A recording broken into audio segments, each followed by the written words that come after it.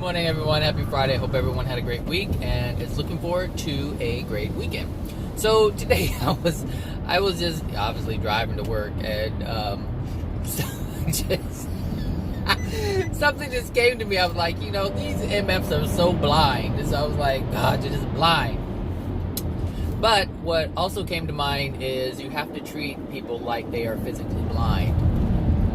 And just think about how you interact with someone who's blind. If you come across someone who is blind, physically blind, they cannot see with their eyes, how do you approach them? If you see that they are blind and you see that they may be coming upon a step or something that could cause them harm or difficulty moving forward, you're like, excuse me, do you need any help? And they will either say yes or no. And some will say, no, I can do it on my own. I don't need your help, because they have a great deal of anger within themselves due to the fact that they are experiencing this blindness. And truth, or I should say, people deal with truth in this manner. When they are experiencing pain due to the lack of truth, and you offer truth, you offer assistance, you offer guidance or help in terms of trying to understand what is coming, what they're going through, why they're going through it, all these different things. And if you offer this assistance to them and they say no, accept that as no. You don't go to a blind person and say, no, you have to take my help. You have to take my hand, and I have to help you get across the street, or I have to help you get off of this ledge or step or whatever. Whatever it is, you do not grab their hand and pull them along. You do not do it for them. You assist them.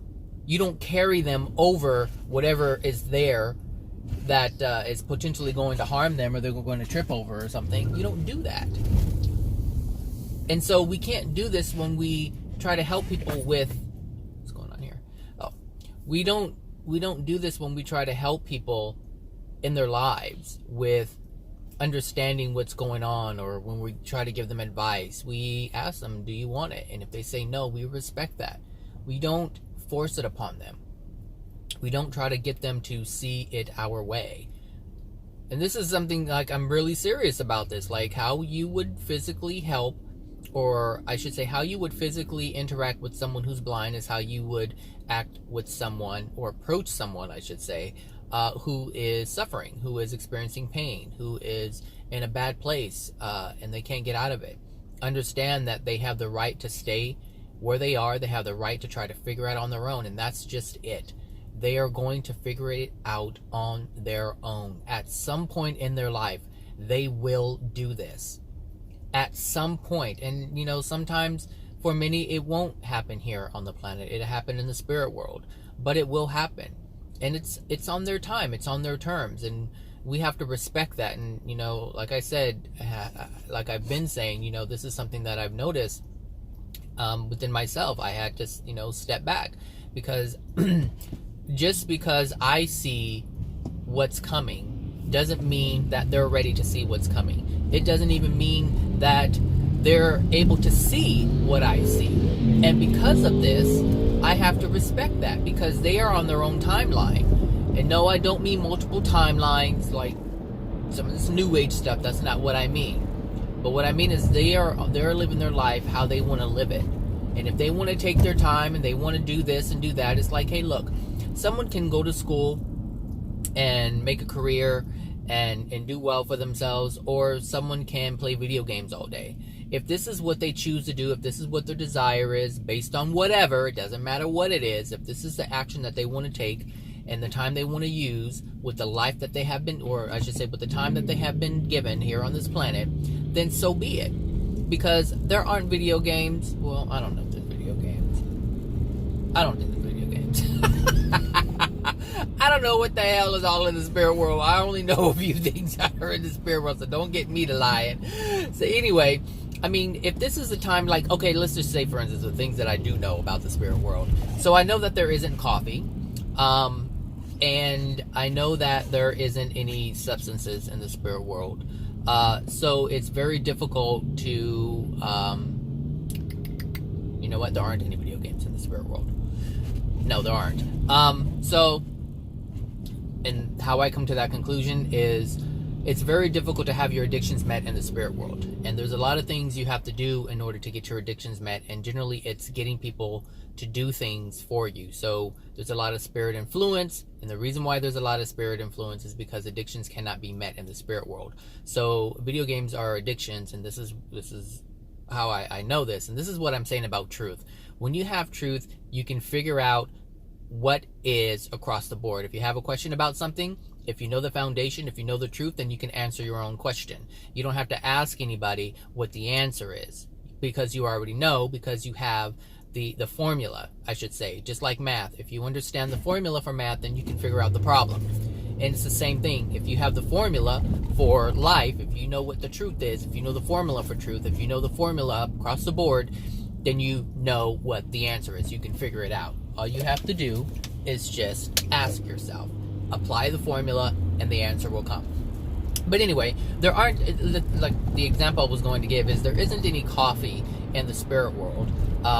And so that means, like, I'm a coffee drinker and I understand that the coffee is not the best for the body, but I understand that it's not there. And so this is my choice.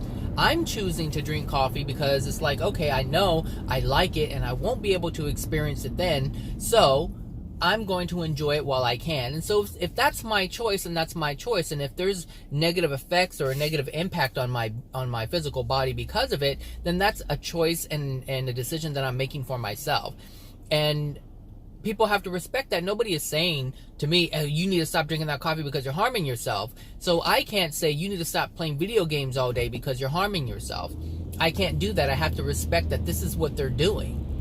This is what they want to do. This is what they're choosing to do. And because this is their free will, I respect that. I don't have to agree with it, but I respect that. I respect that they have the choice to do that. I respect that they have the right to do that. And because I'm respecting that, because I'm honoring their free will, because I'm honoring their free will choice, and I'm allowing them to freely do whatever it is that they want to do, and I'm not trying to interfere with it, I'm being loving. Now, they may not be loving to themselves, but I'm being loving to them. And because I'm being loving to them, I'm being loving to myself.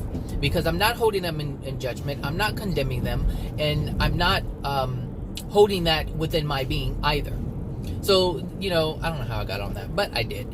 Anyway, but going back to, helping people, just treat them like they're blind. Treat them like they're blind, like a physically blind person, and approach them as you would a physically blind person. You would not forcefully take their hand and pull them along. So you would not forcefully pull them along, meaning you were not trying to convince them, you were not trying to manipulate them to see it your way. That's my point. You would not try to control the other person with mind manipulation, which is all psychology is. It's mind manipulation. You manipulate the mind to see it, which is different than what therapy is supposed to be, because you're supposed to present the idea and allow them to, you present the idea, you present the reason why they're experiencing what they're experiencing, you shed some light on why they're experiencing what they're experiencing. If you have the knowledge to really go deep into it, into emotional, soul level stuff, then you do that, and you allow them to have the same understanding that you have. And once they have the same understanding that you have, then you allow them to make the decision as to whether or not they want to follow through with moving in a different direction based on the information that they have. But understand, if they have the information and they don't want to do anything with it, then they don't have to. And that's something that I notice, in the mental health field, since, I work in mental health, for those of you who don't know. And, we have these clients, and a lot of times the therapists and the case managers and the peers, they want the client, not so much the peers, but they want the client to live life how they want them to live life. And they're not really giving them any great understanding. They're just saying, hey, you need to do this because you need to do this. You need to shower more. You need to take care of your business. You need to take your medication. You need to do this. You need to do that. And it's like, okay, explain why they should be doing it and allow them to make the course correction themselves. Allow them to be the soul that they are, who has free will, choice to make a decision that they feel is appropriate for them. And if they don't feel it's appropriate for themselves, then they just don't. And it's that easy. But at least you gave them the option, and that's the loving part. But when you force it, that's when you become unloving, and then it's kind of null and void. You're trying to help them. All right, everybody, it's out. So have a good one. Bye now.